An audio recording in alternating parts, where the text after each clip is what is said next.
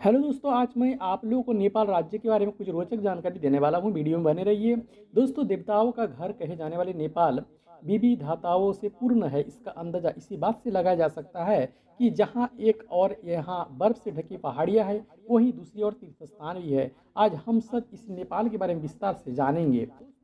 नेपाल आधिकारिक रूप से नेपाल संघीय लोकतांत्रिक गणराज्य दक्षिण एशिया का 26.4 मिलियन वाला जनसंख्या वाला देश है। यहाँ एक बहुजातीय देश है जिसकी आधिकारिक राष्ट्रीय भाषा नेपाली है। नेपाल की राजधानी काठमांडू है और साथ ही ये नेपाल का सबसे बड़ा शहर भी है। आधुनिक नेपाल धर्मनिरपेक्ष संसदीय गणराज्य है। नेपाल के उत्तर में चाइना की बॉर्डर और दक्षिण पूर्व और पश्चिम में भारत की बॉर्डर है। कम भारतीय गलियारे और भारतीय राज्य सिक्किम की वजह से नेपाल में ना ही बांग्लादेश की बॉर्डर है और ना ही भूटान की। नेपाल हिमालय में बसा हुआ है और दुनिया के 10 सबसे ऊंची पर्वतों का घर है, जिससे माउंट एवरेस्ट भी शामिल है। इसका दक्षिणी मध्य भाग उपजाऊ है और नम है। कई किलोमीटर में बसा हुआ ये देश क्षेत्रफल के हिसाब में दुनिया का 93वां सबसे बड़ा देश है और जनसंख्या के हिसाब से दुनिया का 41वां सबसे बड़ा देश है। नेपाल में विविध प्राचीन संस्कृति विरासत है। वैदिक काल के रिकॉर्ड से ही नेपाल शब्द को लिया गया है। नेपाल में ही अंतिम हिंदू साम्राज्य था। बुद्ध धर्म के संस्थापक सिद्धार्थ गौतम का जन्म भी दक्षिणी नेपाल के लुम्बिनी में हुआ था। देश के मुख्य अल्पसंख्यकों में तिब्बत बुद्धिस्ट मुस्लिम और बसा हुआ है। नेपाली लोगों को गोरखा के नाम से भी जाना जाता है। प्रथम विश्व युद्ध और द्वितीय विश्व युद्ध में वो अपनी वीरता के लिए जाने जाते हैं। इसकी स्थापना 218वीं शताब्दी में की गई है। नेपाल की प्राचीन आधुनिक किंगडम का नेतृत्व शाह साम्राज्य ने किया था। नेपाल उन एशियाई देशों में से एक है जो कभी उपनिवेश नहीं हुआ। एंग्लो नेपाली युद्ध और 1816 में सुगोली की संधि के बाद नेपाल ब्रिटिश साम्राज्य का मित्र बन गया था। दोस्तों, 1990 में संसदीय सरकार को राजा वीरेंद्र ने बहाल कर दिया। तकरीबन एक दशक तक नेपाल को कम्युनिस्ट माओवादी उग्रवाद का सामना करना पड़ा था, जिसके चलते 2008 में राजशाही की भी समाप्ति की गई। नेपाल की दूसरी वैधानिक असेंबली ने 2015 में नए संविधान का तैयार किया गया। वर्तमान में नेपाल की मुख्य राजनीतिक पार्टी कम्युनिस्ट, सोशल डेमोक्रेट्स और हिंदू राष्ट्रवादी है। नेपाल सरकार ने 7 संघीय प्रांत में लोकतंत्र के प्रतिनिधित्व का ढांचा बनाने का भी काम किया है। इस देश का अधिकतर हिस्सा प्राकृतिक सुंदरता और हिमालय के पर्वत श्रेणियों के अंतर्गत बसा होने के कारण शुरू से ही देश में विभिन्न जनजातीय विशेष का अधिवास रहा है।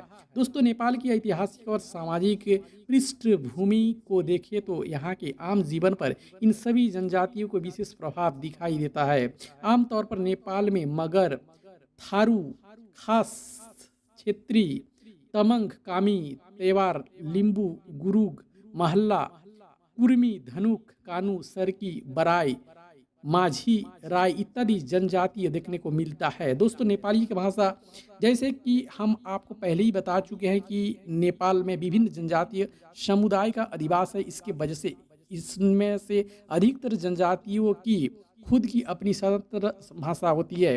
वैसे तो नेपाल में प्रमुखता से आम बोलीचाली में इस्तेमाल की जाने वाली भाषा नेपाली है, जिसे राष्ट्रभाषा और आधिकारिक भाषा का स्थान प्राप्त हुआ है। बात करें नेपाल में प्रयोग की जाने वाली अन्य भाषाओं की तो देश में मैथिली, तमंग, थारू, भोजपुरी और उर्दू और इसी भाषा का अधिकतर उपयोग किया जाता है। दोस्तों, यहाँ की भोजन क्या है आपको बता दें। माना जाता है कि नेपाल का भोजन काफ़ी स्वादिष्ट और हल्का होता है, जो कि पाचन व्यवस्था के लिए भी काफ़ी बेहतर होता है। अगर आपको नेपाल जाने का मौका मिलता है, वहाँ के खान पान से परिचय होना आवश्यक बन जाता है। इसी बात को ध्यान में रखते हुए दोस्तों, कुछ जो है व्यंजन जातीय चीज़ है शामिल किया गया है, जैसे कि चोइला, सेल, रोटी, गुद्रुक, ओमारी, सेकुबा, सुकुती, दाल भात और मोमी, ऐसे कुछ खान पान यहाँ पर ज़्यादातर लोग करते हैं। दोस्तों, एशिया महाद्वीप में मौजूद प्राचीन देशों की सूची में चीन, भारत की तरह नेपाल का भी स्थान लगता है। हिमालय पर्वत श्रेणी तथा प्राकृतिक सुंदरता से घिरे इस देश का सामाजिक परिवेश काफ़ी शांतिपूर्ण और आध्यात्मिक है। नेपाल में मौजूद प्रमुख धर्मों में हिंदू, बौद्ध, मुस्लिम और ईसाई धर्म का पालन करने वाला लोग शामिल है। यहाँ पर अन्य धर्मों को भी तुलना में हिंदू धर्म को मानने वाले लोगों की संख्या देश में सर्वाधिक है। दोस्तों, प्राचीन काल से चली आई सनातन हिंदू धर्म की मान्यताओं का प्रभाव नेपाल में अधिकता से देखने को मिलता है। इसी तरह गौतम बुद्ध के जीवन से संबंधित लुम्बिनी स्थान भी नेपाल में भी मौजूद होने के कारण बौद्ध धर्मों को मानने वाला लोगों का अधिवास भी यहाँ अच्छा खासा देखने को मिलता है। देश में मौजूद कुल 3 राज्यों 33 जिलों के अंतर्गत विभिन्न जनजाति विशेष लोगों का अधिवास मौजूद है, जिसकी वजह से इन सभी लोगों की धार्मिक आस्थाएं और मान्यताएं, भाषा, जीवन, संगीत, रिवाज आदि का प्रभाव विशेष रूप से नेपाल के सामान्य जीवन शैली और सामाजिक परिवेश पर हुआ है। वैसे तो अधिकतर बार आपको देश में हिंदू धर्म के अनुसार धार्मिक क्रियाकलाप देखने को मिल जाएंगे, जिसमें त्योहार और आदि शामिल होते हैं। इसके अलावा अन्य खुशी के मौके पर जैसे शादी, नामकरण यहाँ पर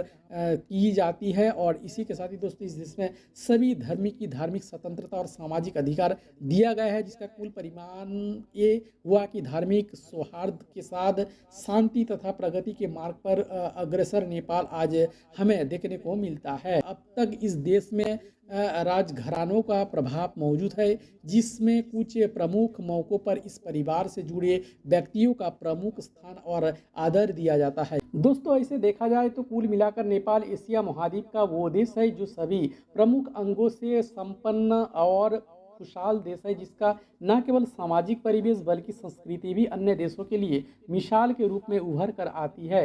दोस्तों, नेपाल में क्या फेस्टिवल मनाया जाता है? तिहार, बुद्ध जयंती, महाशिवरात्रि, जनाई पूर्णिमा और होली, फाल्गुन पूर्णिमा, ईद और श्री कृष्ण जन्माष्टमी, माघे संक्रांति, ये सब जो है पर्व मनाया जाता है। नेपाल की पवित्र धार्मिक स्थल कौन कौन सी है आइए जानते हैं। दोस्तों, यहाँ पर सबसे पहले लुम्बिनी जो गौतम बुद्ध का जन्म स्थल था, और इसी के साथ ही पशुपतिनाथ मंदिर मौजूद है, जानकी मंदिर, मुक्तिनाथ मंदिर और गोसाई कुंड, मनकामना मंदिर, भोगलेश्वर महादेव का मंदिर, बुधा नीलकंठ, बौद्धनाथ स्तूप और कागबेनी मोनेस्ट्री भी मौजूद है। तो नेपाल की प्राकृतिक सुंदरता का अनमोल उपहार प्राप्त हुआ है, जिसके अंतर्गत विभिन्न सुंदर और मनमोहन पर्यटन स्थल नेपाल में आपको मिल जाती है देखने में। वैसे ही कुछ स्थलों का विवरण मैं आपको बताने वाला हूँ। दोस्तों, सबसे पहला नंबर मनासलु, एवरेस्ट, तो गोकियो लेक, लोबुचे, रारा लेक, हेबा लेक, काला पत्थर, पंच पोखरी और गुप्तेश्वर महादेव की मंदिर। नेपाल देश के बारे में आपको जानकारी कैसा लगा? उम्मीद करता हूँ आपको अच्छा लगा। अगर अच्छा लगा तो लाइक करें और अपने दोस्तों में ज़रूर शेयर करें और हमारे चैनल को जरूर सब्सक्राइब करें, साथ में बेल के आइकन पर ज़रूर क्लिक करें।